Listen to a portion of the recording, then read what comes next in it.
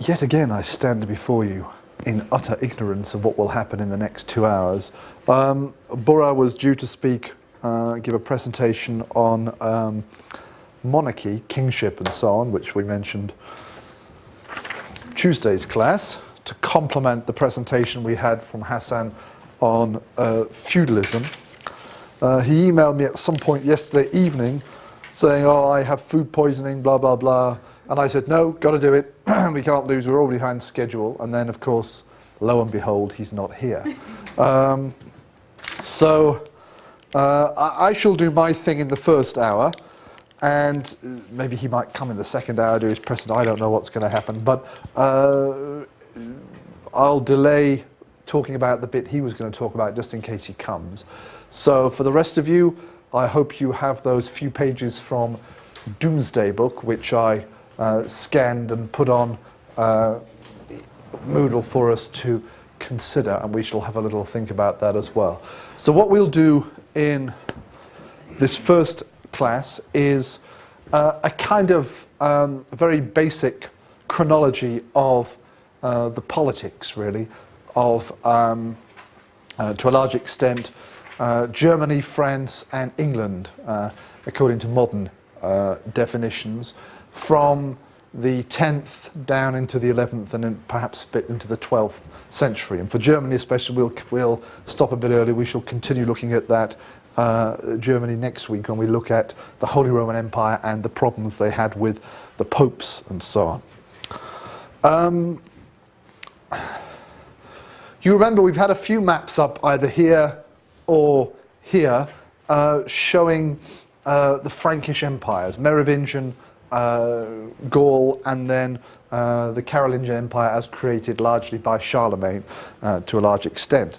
And one of the things that we noticed with the Franks, whether it was the Merovingians or the Carolingians, is they had this annoying habit of dividing their kingdom or empire between their sons. So instead of saying, you're the king, or right, you're the king, okay, and you get everything, and the other guys kind of can be a duke or something like that, they decided for various reasons, it can be historical or whatever, that they would divide it up. So you can't have a single map where you can say this was Merovingian Gaul or this was the Frankish Empire, and because after about 20 years it gets redivided or whatever, and you have a new map showing various divisions and so on. But basically, despite that, we can kind of summarize in a very, very basic way. We have what sometimes is called Western Francia, and to a large extent that becomes the sort of source of what is now France. Okay, not absolutely, not exactly. And you have Eastern Francia, which through the medium of the Holy Roman Empire, which was based in that, kind of is vaguely the ancestor of Germany, the wider German lands of today. You have also an area called Middle Francia, which to some extent relates to Lorraine or Lotharingia, as it was called, and the areas in France, Burgundy and so on. So we're talking this region down kind of here in a sense. And finally, of course, adding some complication periodically, you have Italy, or essentially we should say northern Italy, because the Franks controlled the northern part of Italy, but not really the south. So we have these various zones or whatever which feed into what becomes the later medieval kingdoms and subsequently, of course, the modern states. But we're not saying they're exactly the same by any means. We can't identify them. Whereas in the case of, for example, England, England as defined technically as part of Britain today is more or less the same as it was 1,000 years ago, or even a little bit more. You can't quite say the same of, say, France or Germany or whatever, because those areas have been changing and fluctuating. So borders and who controls which bits and which bits they controlled were to some extent changing throughout the Carolingian period, and that carries on a little bit into the post-Carolingian period as well. So when I say things like France or Germany or whatever, don't automatically assume we're talking about exactly the same region that we would identify today as France or Germany. Okay, we'll begin in the east. So we'll begin talking about the Carolingian Eastern Frankish area, because this is the first of the Carolingian lands which ceases to be Carolingian in a sense.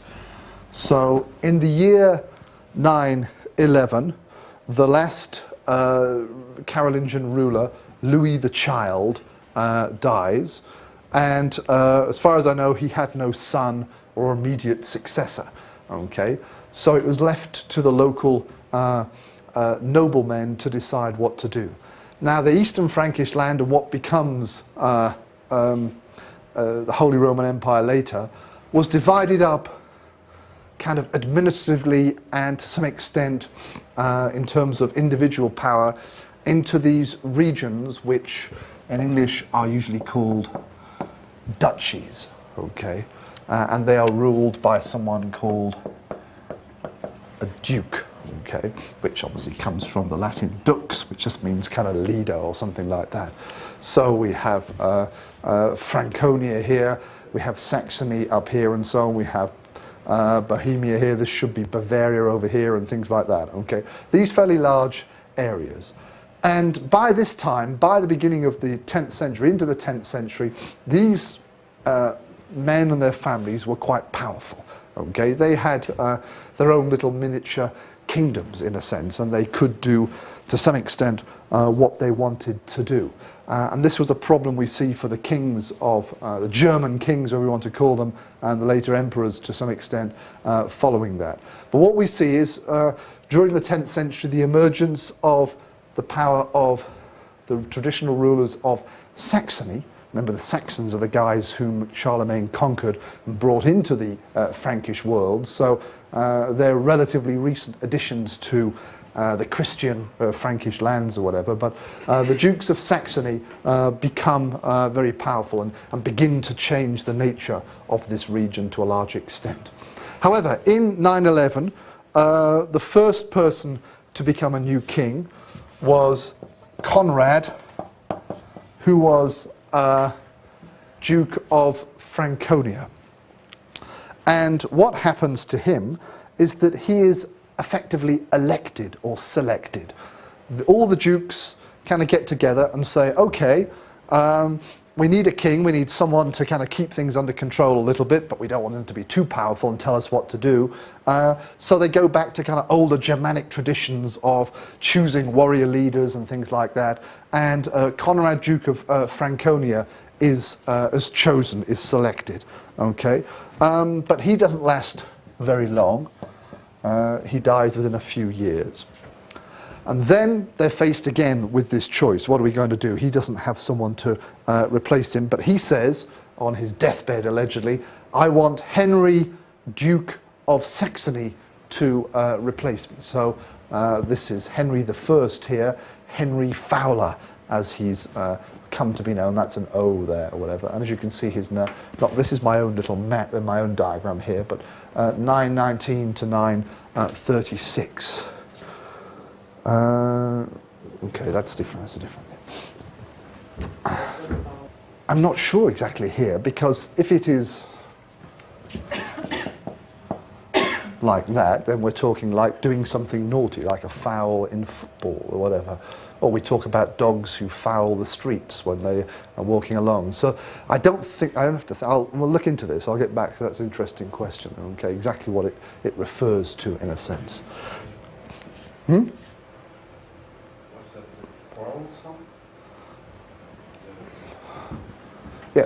Yeah, his son, Henry the Quarrelsome, and then Henry the Wrangler. There's obviously a rather naughty line of descendants there. We'll come to those guys shortly. Anyway, as king, Henry was faced with a number of problems. Firstly, as king, although he was until recently himself one of these dukes, stem dukes as they become known later, who obviously guarded their own power and resented interference from above. Now he was king, obviously he viewed his old allies, his old friends, not always necessarily allies, but his old compatriots as a danger to his power. He wanted to develop royal power, and they were undermining that by asserting their own ducal power or whatever. So that's one problem here he was faced with. Secondly, okay, he was faced with the problem of the Magyars, the Hungarians. As the Franks gradually push Christendom and the lands ruled by Christians kind of further east, they successfully come into contact with various non-Christian peoples. So we saw first Charlemagne fighting against other Germanic peoples in Saxony and elsewhere, of course, and Bavarians. Then gradually, as the Frankish lands get pushed, we meet the Slavic peoples. But at the same time, during this period, we see the arrival of the Magyars, of the Hungarians, and they were one of the big threats to eastern Frankish lands at that time. Plus, there was still a bit of a problem with the Danes up there. Remember I mentioned how the Danes were establishing, perhaps earlier than in Norway, some kind of more central kingdom, sort of Scandinavian kingdom or whatever, which obviously would pose a threat to what's going on in the north of Frankish area. Henry himself kind of begins the process of facing these problems, but really it's his son Otto the Great, who to a large extent finds some kind of a solution or whatever to these things. I'm just checking the dates. 933 was the year in which the Unstrut, like, I don't know, a battle at Unstrut against the Hungarians, which didn't defeat them absolutely, but it was a victory for Henry, and that was a good thing for him. It showed him to be a credible military leader at that time, okay? And the following year, 934, he had a victory against the Danes, so he began to show that as a military guy, as a leader in the larger sense, he was important. So that was very important for the development of his kingship in that sense. However, as I said, the main developments during this time come during the reign of Otto I, Otto the Great, and that's 936 until 73 there, and he's the son of Henry who succeeds him and sort of finds a solution to most of these problems. Now, Otto basically tried two plans as a ways of dealing with the dukes and their power within his kingdom. Plan A, which on the face of it seems sensible, is to put members of your family into positions of power, okay? Bring in people that you are close to and that you think you can trust, and they will work with you, members of your own family. So what have we got here? So at various points he removed people, or when they died he replaced them with his own nominees, in a sense, into the dukedoms. So Bavaria went at one point to his brother Henry. We've got the quarrelsome guy up there we mentioned. Swabia went to his eldest son Ludolf.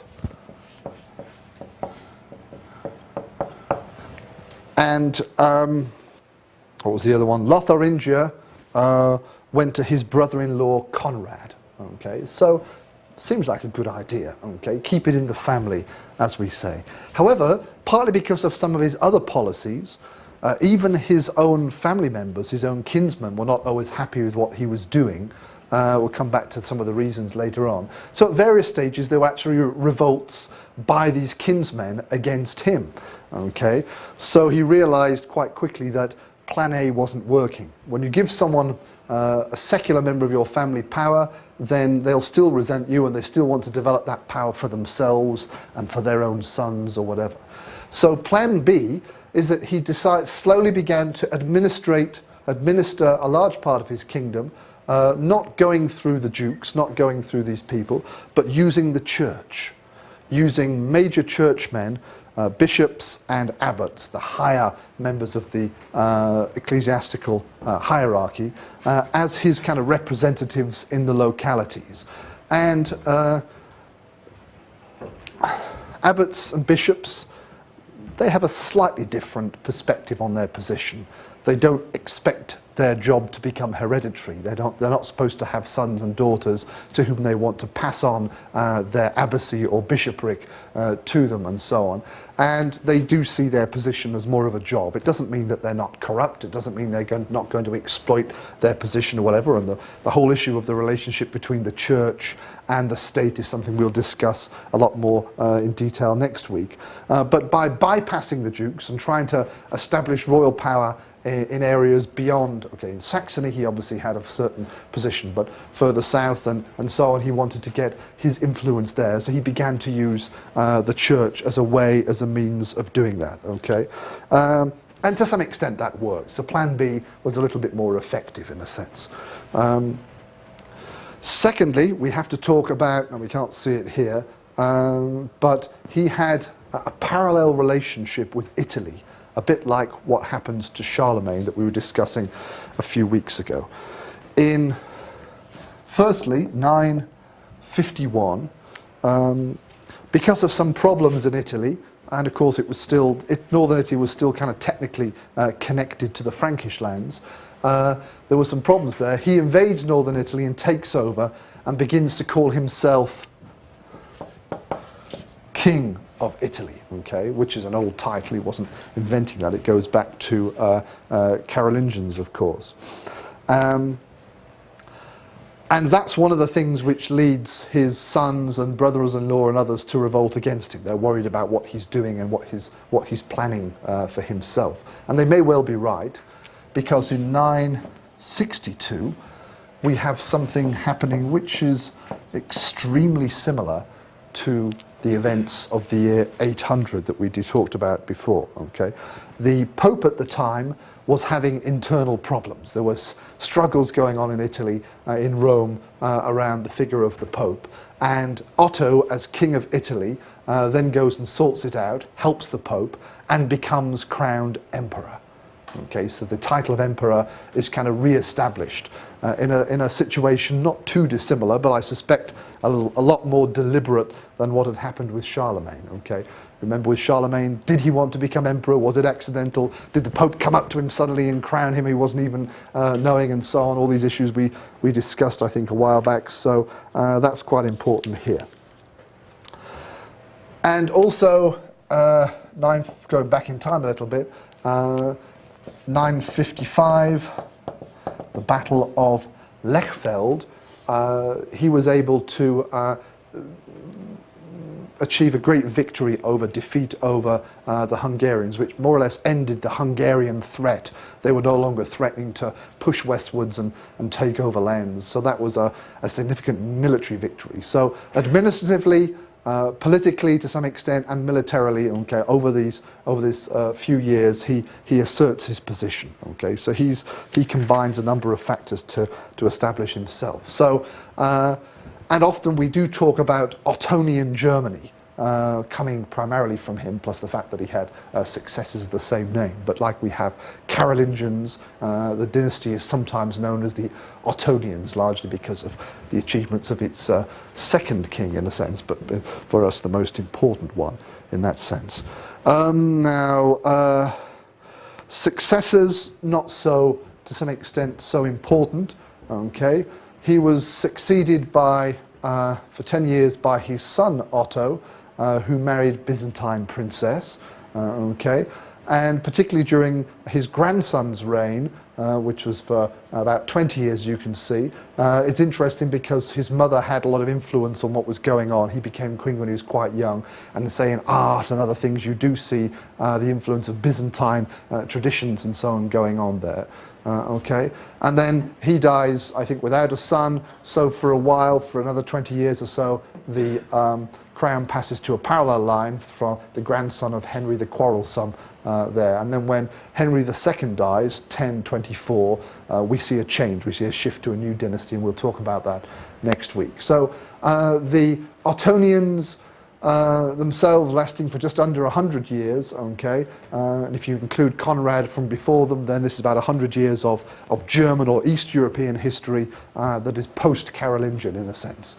And the achievements, particularly of the first Otto, and culturally a little bit afterwards as well, leading to the beginnings of what comes to be known as the Holy Roman Empire. We'll talk about that next week, okay, the technical concept of the Holy Roman Empire.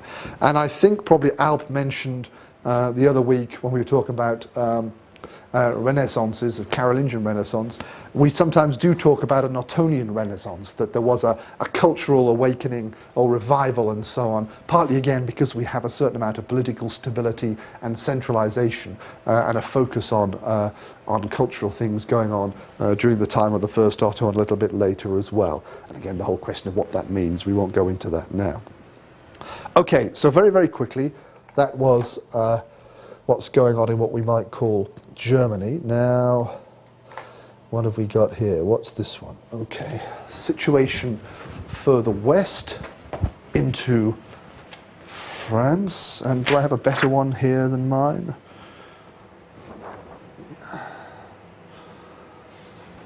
Well, we can start with mine and move over, I suppose. Yes, mine goes a little bit earlier because I want to show a few things. Okay. Here, a little bit later, in Western Francia, in 987, we see the last independent Carolingian ruler dying, and again being replaced by another family. Though in this case, we do see, for example, earlier members of the family had claimed the title King of the Western Franks before, so this was not completely new, but Carolingians had kind of taken over, and there was such a lot of flux going on. And the founder of this dynasty, Hugh Capet, who founds the Capetian dynasty, his father had been duke rather than king, so it wasn't a complete takeover. There's things going on back into the 9th century or whatever. But to some extent parallel with what's going on in Germany, we have the end of the Carolingians, and then the elevation of one of the most important families in what becomes France, taking over as king. However, the situation of these early Capetian kings is even more difficult than what was facing Conrad or Henry the Fowler a little bit earlier in the 10th century. And this map here, you see the kingdom of the Franks at the beginning of the reign of Hugh Capet there in French. And here is another map showing the main dukedoms and counties ruled by noble families and so on. And the most interesting is these little blue areas here. Okay, this expands a little bit during the following period. But the blue areas is the domain of the king. Okay, this is the area where the king, as king, was in control. Okay, and outside of that, the king effectively had very little power. So the Duke of Normandy, the Count of Anjou, the Count of Toulouse down here, whatever, they ruled as miniature kings in their own right. They were effectively even more powerful than those German dukes that I mentioned earlier on. So this was, to a large extent, a big problem. Now the point is, if you go back to what we were talking about on Tuesday in Hassan's presentation,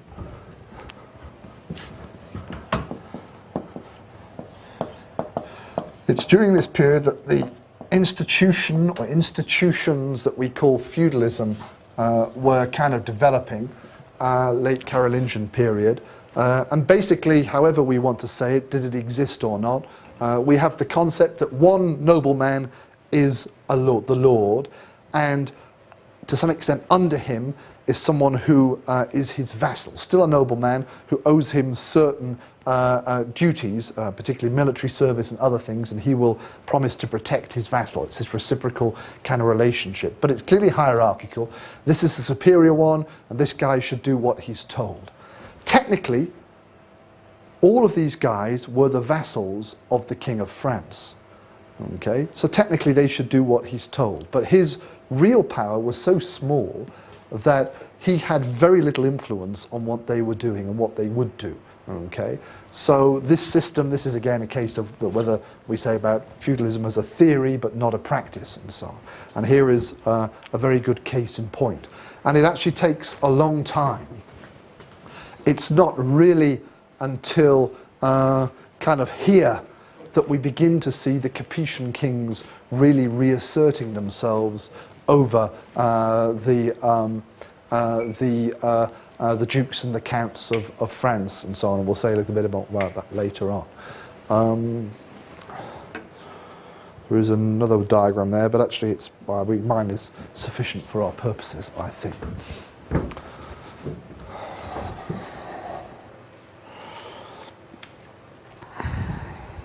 We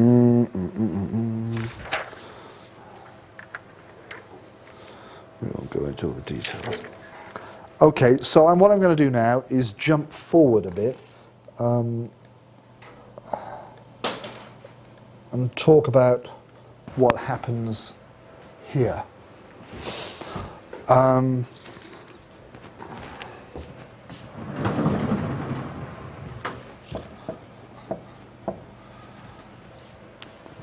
What happened in the year 1066? Fatty and Alp are not allowed to answer this question, maybe not even Ravel, I'm not sure about North Americans' knowledge of these things.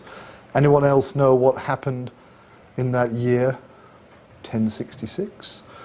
It's one of those dates, if you were from Britain, at least when I was a child, it's one of those, the only date in history necessarily that most people know what happened. It's a very important date in British or English history. And it does have ramifications, therefore, beyond just the history of Britain. But how widely known that, for people who haven't had the benefit of taking a course from me before, obviously we're not aware of that. Okay, Alp, Fatty?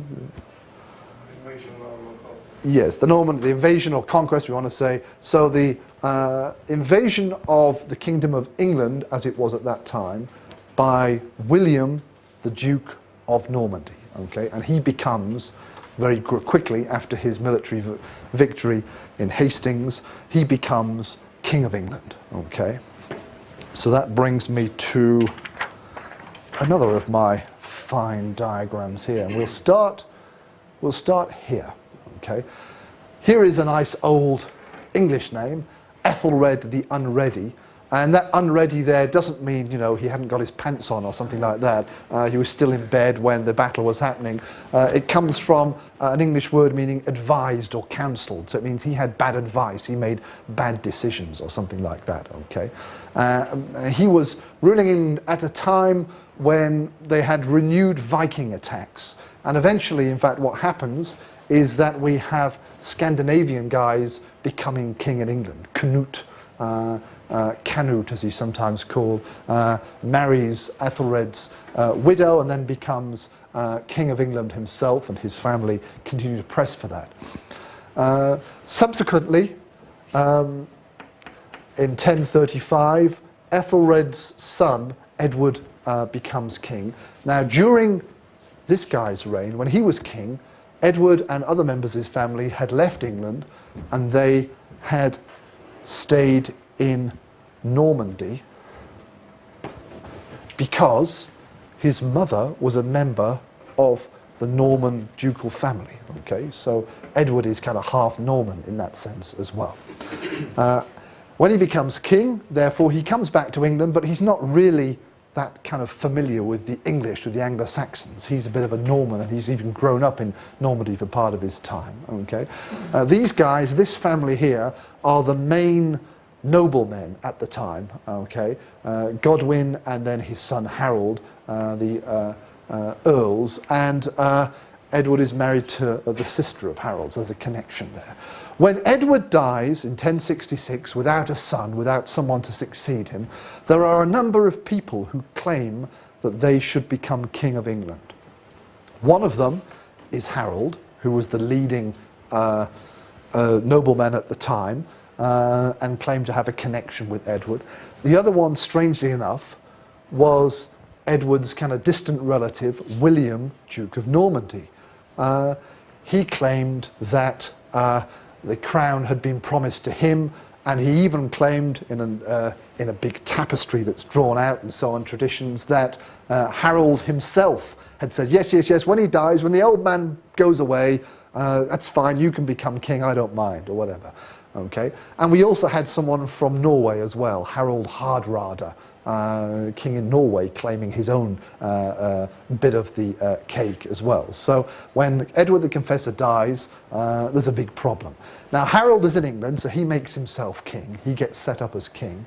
Meanwhile, the Norwegian king comes over and lands somewhere up here with some support from other members of the family and so on, and he tries to sort of establish himself in the north. Meanwhile, William in Normandy is getting ready to sail this way as well, so poor old Harold is in a bad situation.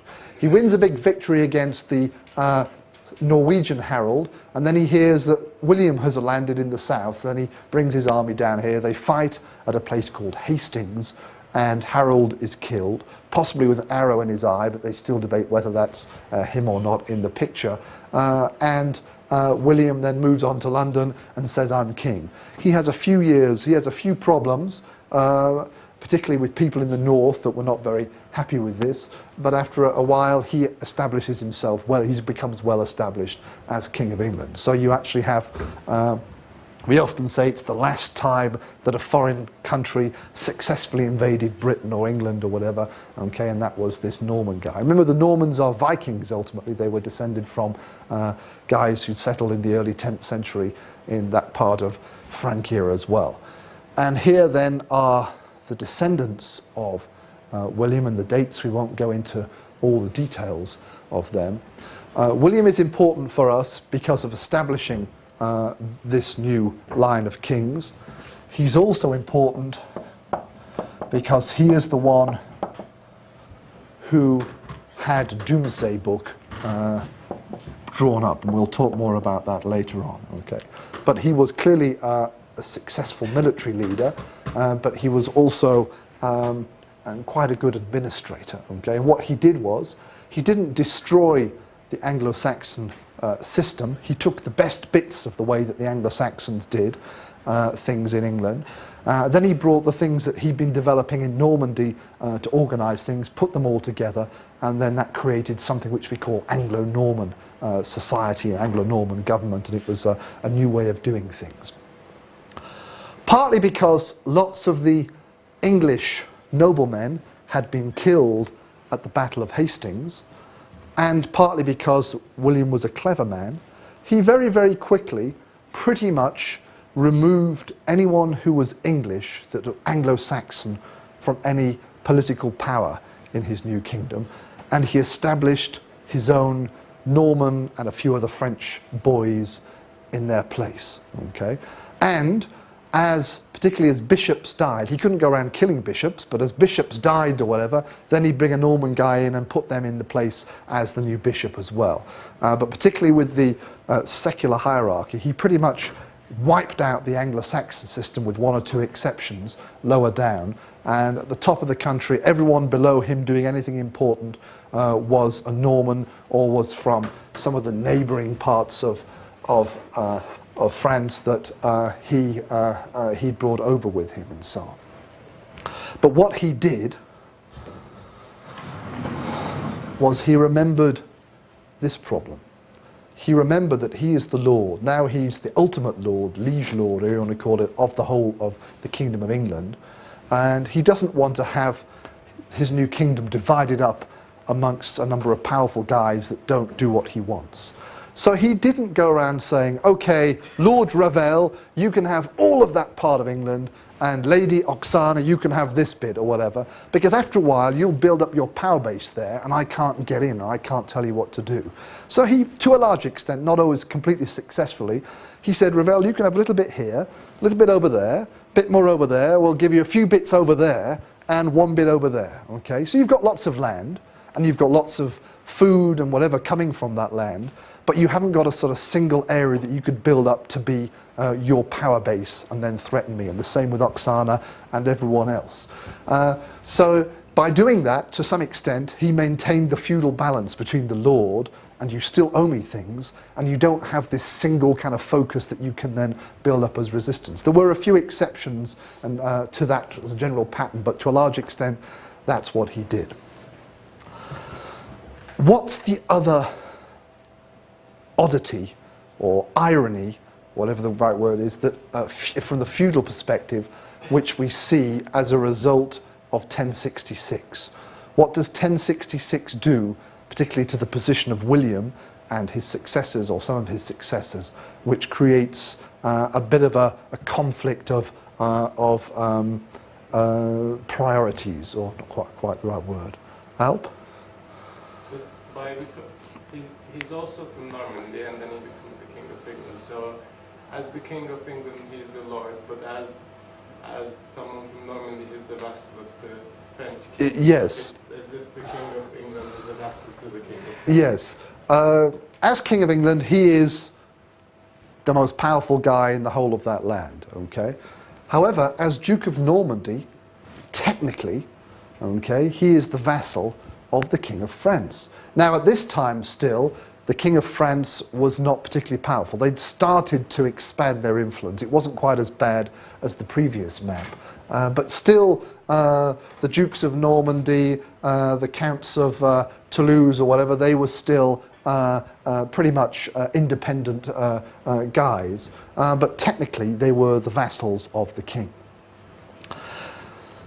And that situation becomes even more extreme a little bit later on.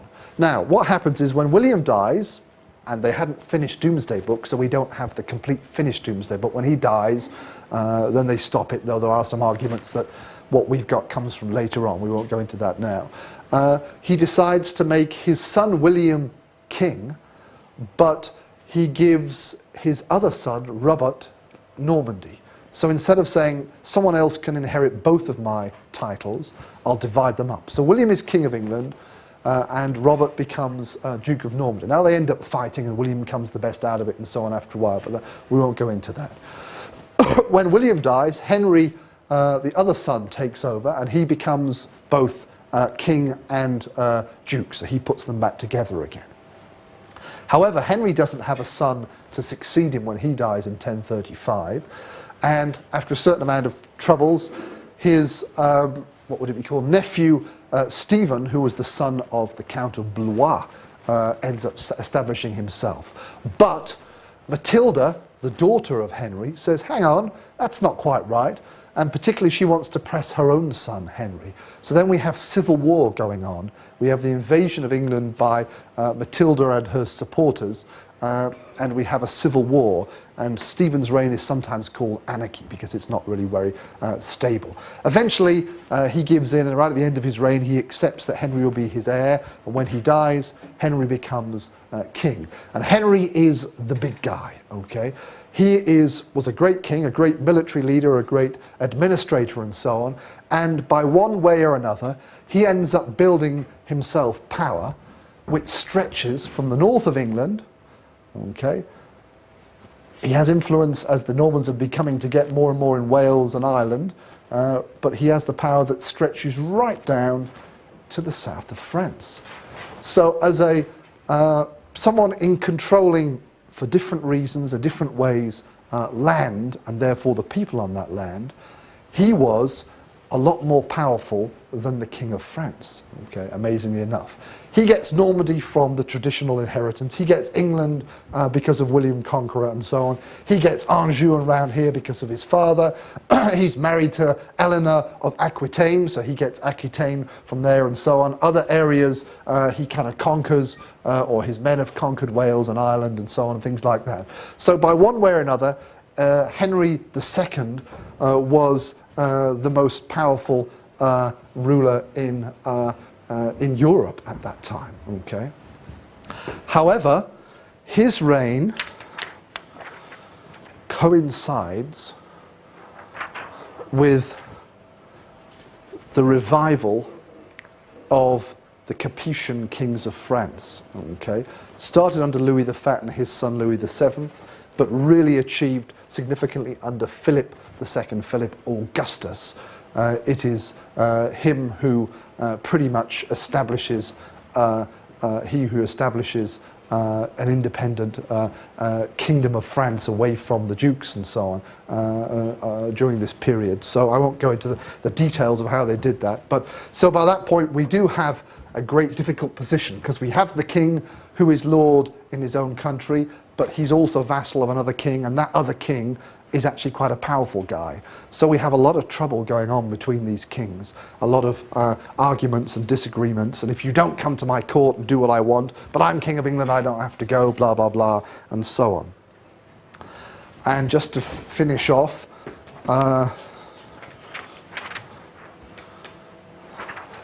Henry, of course, had two sons who succeeded him as king.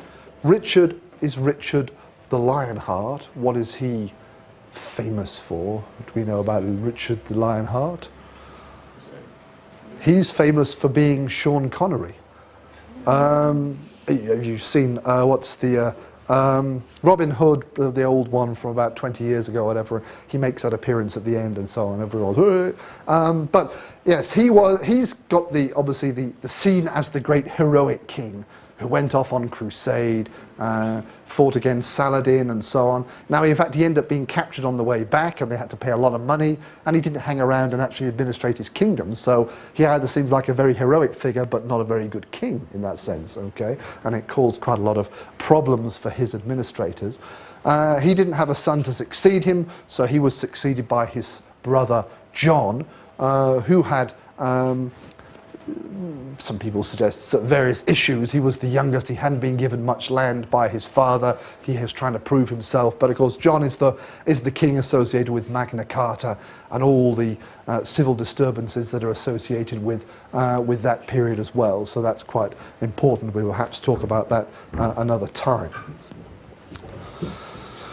Okay, so there very, very quickly is a kind of sketch of German, to some extent French, I missed the French out a bit, and English history. And we see essentially by the end of the 12th century, we can talk about the kings of England, a king of France with a strong identity, and then by that point we're talking about the Holy Roman Emperor in Germany, okay, which is a different situation, and we're talking about Italy and so on as well. And we'll come back to the kings and emperors in the East next week.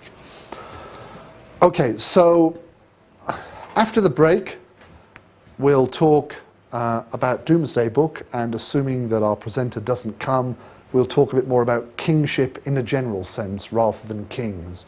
Now we're talking today, so far we've talked about kings as individuals. Now we'll talk a bit more about kingship in a broader sense. Okay, any questions? Anything to finish us off? No? Okay, let's... Sorry?